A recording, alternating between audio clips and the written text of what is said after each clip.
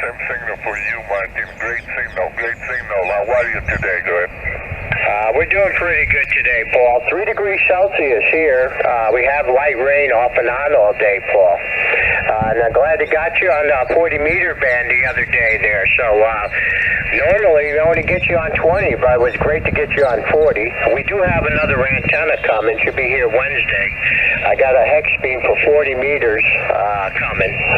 So we'll put that together. Probably won't be to spring because I'm not sure about getting the tower built and the antenna built by springtime here. We got so much work to do, so I decided to put up a temporary type of antenna, which will give me some directional, even though it's a folded dipole really for 40 meters, Paul, and 30 meters, but it's still got 6 meters on there and 17 and 12 meters.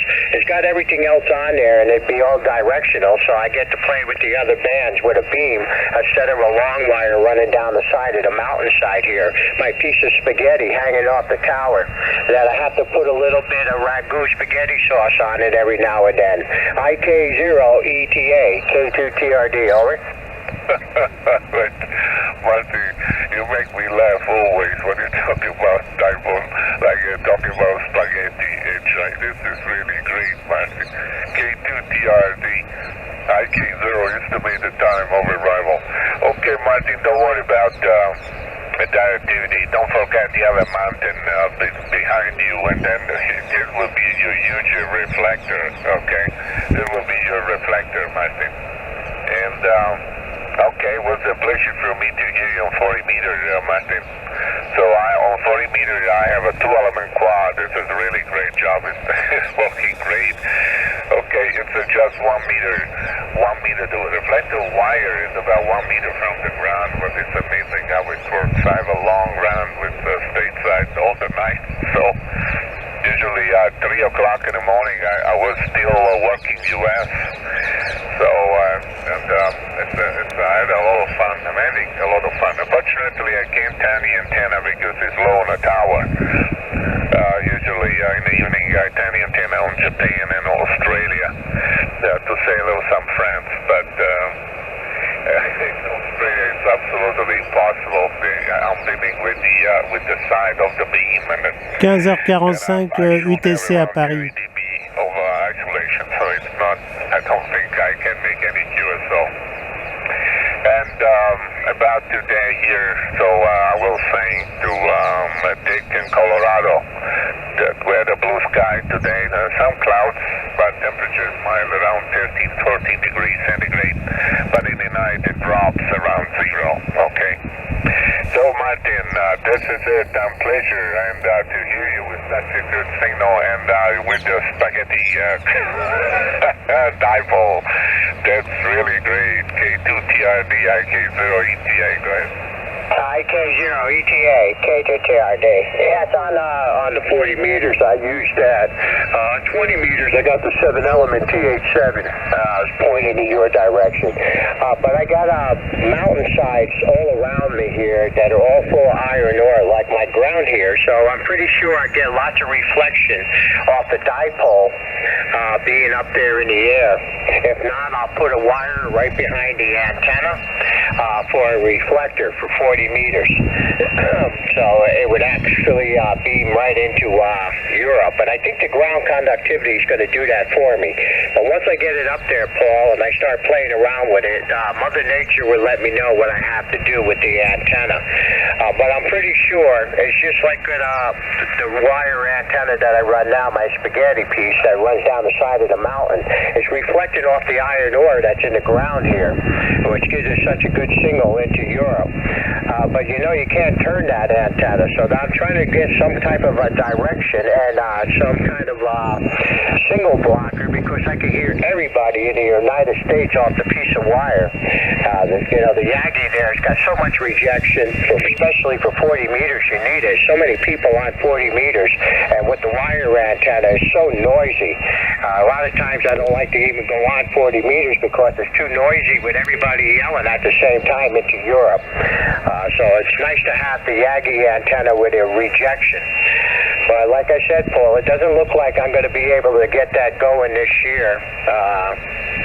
Got so much to do around the household, but only time would tell. If I get lucky, I'll get my 40-meter Yagi up, and I'll just have multiple antennas on my antenna farm here. I put a spot on the cluster for you, Paul. Gracias, my friend, like always. IK0ETA K2TRD. QRP station calling you. QRP station calling you. Roger, Martin. K2TRD, IK0 estimated time of arrival. Okay, Martin. Yeah, I think you can increase the front to back with putting spaghetti wire over the mountain, but you have to cover all the mountains, Martin. Don't forget the wavelengths. We are on 40 meters, okay? And 40 meters. And the spacing between the spaghetti should be at least 40 divided by 8. 5 meters separation between the wires could work, okay? But it's don't worry about the activity. The beam weighted is quite large, so you don't need too tiny antenna. Okay, you don't need a tiny antenna. Beam weighted is quite large. 3 dB beam weight should cover all Europe easily. Okay. So Martin, thanks a lot for the contact. I appreciate it. Oh, another thing, I don't remember if the TH7, the XS, had the 40 meter, the add-on 40 meter. You should try that too, Martin. And don't change the TH7 because it's great antenna with old style, let's say old quality by iGain. I heard some fancy stories about the new TH11. It's terrible. They changed the aluminum, they changed the clamps, they changed so many things. So it's better keep the TH7, and if you find the kit for 40 meter, buy that one too, Martin.